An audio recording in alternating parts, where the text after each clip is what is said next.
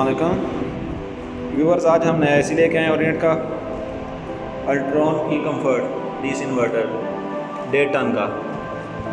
आज इसकी अनबॉक्सिंग भी करेंगे और आपको इंस्टॉल करना भी सिखाएंगे इंशाल्लाह।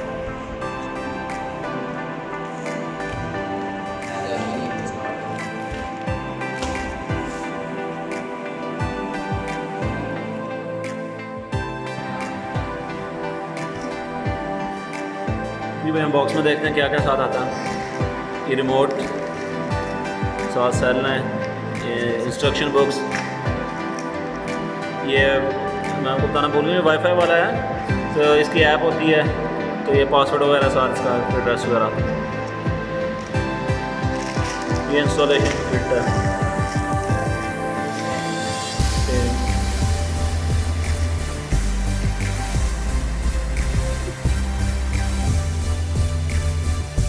जी भाई, अब हम आउटडोर जो है ना वो ओपन करने लगे।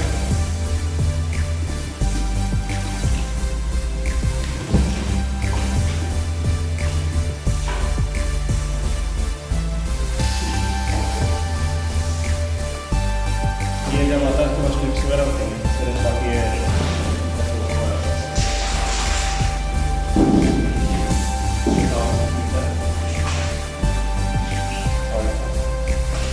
ये तकरीबन 10 फुट लेंथ होती है, 10 से 12 तक आते हैं।